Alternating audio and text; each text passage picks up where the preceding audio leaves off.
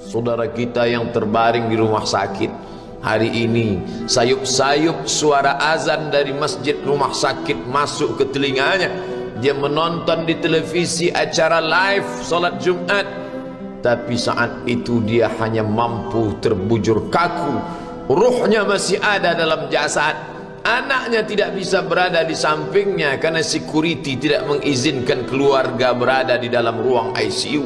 Dia duduk di dalam. Suara terdengar, azan bersahutan, hayya 'alas salah, mari salat, hayya 'alal falah, mari menuju kemenangan. Dia hanya bisa meneteskan air mata. Kenapa? Kalau dulu dia waktu sehat sempat beribadah, penyesalannya tidak terlalu banyak. Tapi kalau di saat sehat walafiat tak sempat untuk menempelkan kening ke lantai, tak sempat melangkahkan kaki ke rumah Allah, tak sempat mendengarkan khutbah, maka tak ada duka di atas duka. Air mata yang meleleh tak dapat mengembalikan masa lalu. Lan tarji'al ayyamul lati madat, yang lalu tak dapat diulang kembali. Air mata darah menangis, yang sakit tak akan sembuh, yang mati tak akan hidup. Penyesalan selalu datang di akhir perbuatan. Belum pernah orang menyesal sebelum perbuatan berlalu. Selalu penyesalan di akhir. Di saat itu penyesalan tak lagi bermakna. Apa kata mereka ketika melihat azab Allah? Rabbana, hai Tuhan kami, ya Rabb kami, absarna, mata kami sudah melihat azab, wa sami'na, telinga kami sudah mendengar suara tangisan, teriakan, pekikan di dalam neraka. Farji'na, kembalikan kami lagi ke dunia, na'mal salihah, kami ingin beramal saleh, inna muqinun, kami yakin seyakin-yakinnya. Tapi saat itu penyesalan tak lagi bermakna, karena dunia tak mungkin utuh semula, karena sudah menjadi sunnatullah yang lampau tak akan kembali. Idza sama'un fatarat, langit terbelah, wa idzal kawakibun tasarat, planet-planet bertabrakan, wa idzal biharu fujirat, lautan diledakkan, diletupkan, wa idzal quburu bu'asirat, semua yang dikubur dibangkitkan. Alimat nafsum ma qaddamat wa akharat, disitulah orang baru sadar apa yang dulu pernah aku lakukan. Wa qadimna ila ma amilu min amalin, semua amal mereka kami tunjukkan, kami datangkan. Ini amalmu, ini infakmu, ini wakafmu, ini sedekahmu, ini salawatmu, ini bacaan Qur'anmu, ini zikirmu. Tersenyum mata melihat amal. Faman ya'mal mithqala dzarratin khairan yarah. Tapi jangan lupa, apakah yang dosa-dosa itu dilupakan begitu saja? Yang buruk pun akan nampak juga. Faman ya'mal mithqala dzarratin syarran, sebesar ujung rambut, sebesar telapak kaki semut yang hitam, di atas batu yang hitam, di tengah malam yang kelam, di dalam samudra yang gelap, akan ditampakkan juga pada hari itu. Yauma tublas sarair, segala rahasia ditunjukkan, dan mata akan melihat dengan penglihatan yang nyata. Mulut tidak lagi bisa menjawab. Al-yauma nakhtimu ala afwahihim, hari itu mulut kami kunci, karena mulut itu yang dulu pandai mencari-cari alasan, bersilat lidah, maka hari itu lidah dikunci. Wa tukallimuna aydihim, tangan mereka kami buat bicara. Wa tashhadu arjuluhum, kaki bersaksi.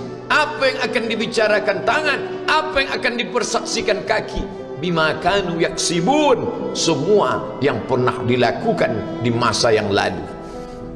Berapa atasanmu sanggup memberi gaji sehingga begitu enteng kau tinggalkan solatmu? Apa yang dijanjikan istrimu sehingga begitu enteng kau berikan yang haram, hanya rayuan sesaat, padahal dia pun akan meninggalkanmu sebelum masa tua tiba?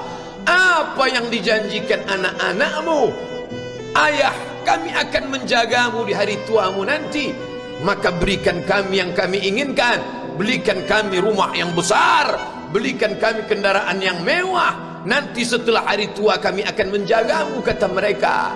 Tapi setelah kita tua, dosa-dosa begitu banyak terkumpul, mereka pun meninggalkan kita di panti jompo yang penuh dengan kesunyian, hening, sepi, suara cucu tak terdengar menangis, karena mereka pun malu mengakui kita sebagai orang tua. Suapkanlah yang haram ke mulut mereka, berikanlah yang batil ke dalam perut mereka, itu hanya akan menjadi azab di dunia sebelum hari kiamat tiba. Ish ma syi'ta, hiduplah sesuka hatimu. Ish ma syi'ta, apa yang mau kau makan, makanlah. Apa yang akan kau bekerjakan, kerjakanlah. Fa innaka mayyit, tapi ingat, kau akan menjadi mayat, kau akan mati. Semua akan diminta pertanggungjawaban di hadapan Allah Subhanahu wa ta'ala.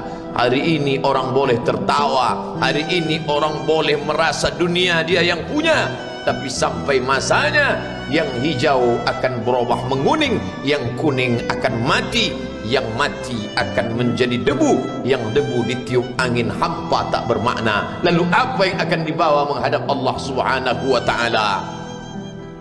Amal saleh.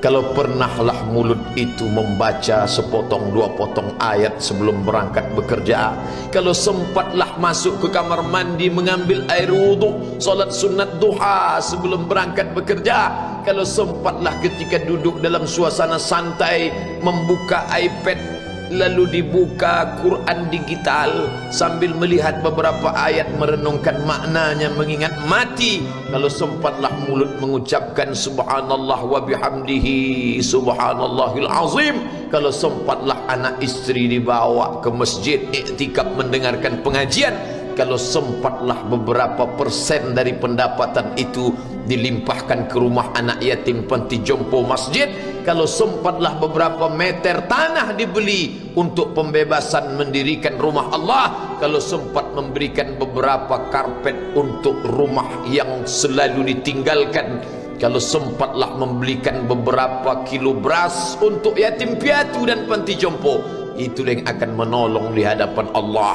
Adapun rumah besar dengan beberapa semen, dengan beberapa busi yang banyak, semua akan menjadi tinggal kenangan. Mereka akan menjual, membagi-baginya. Tanah yang dulu harganya semeter 100.000 sekarang sudah menjadi 5 juta. Mereka akan bagi-bagi itu semua kepada ahli waris. Lalu kita hanya membawa 3 helai kain tipis yang tidak berjahit, dan itu semua menjadi milik orang. Kalau dulu mereka kita didik dengan pendidikan yang baik, di tengah malam mereka bangun menetes air matanya, lalu dia berdoa, Rabbighfirli wa liwalidayya warhamhuma kama rabbayani shaghira, seperti tetesan embun di tengah gurun Sahara yang panas. Kalau sempatlah mereka berdoa, Allahumma fir lahu warhamhu wa'afihi wa'fu anhu, maka mengalirlah air yang sejuk ke tenggorokan yang kering.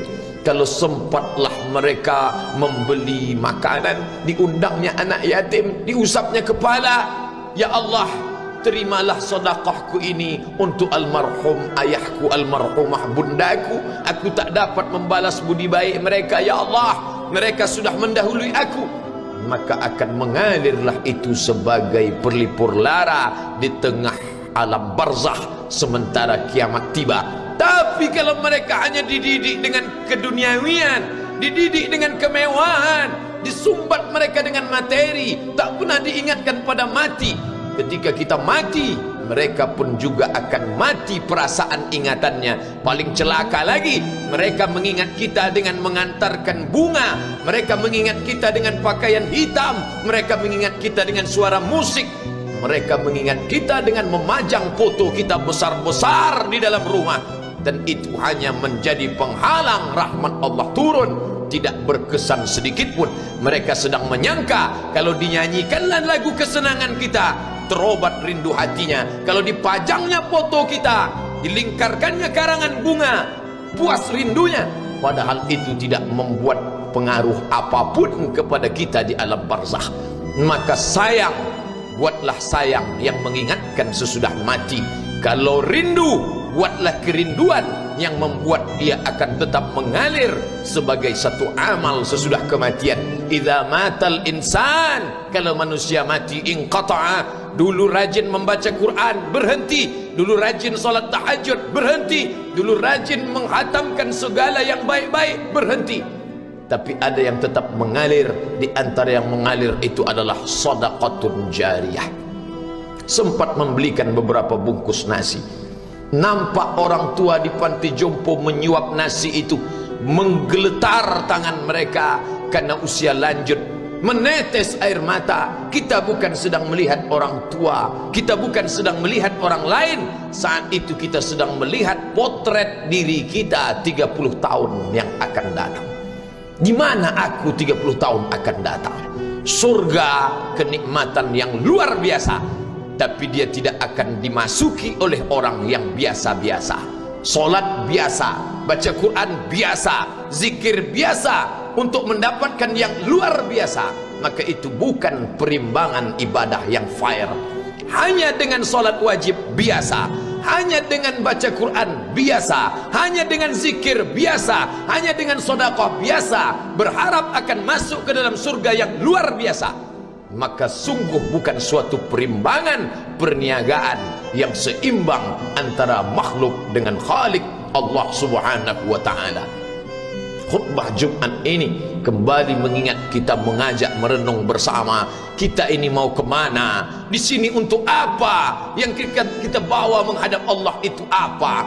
Apakah nama, jabatan, kebesaran, harta benda ikut menghadap Allah? Tidak.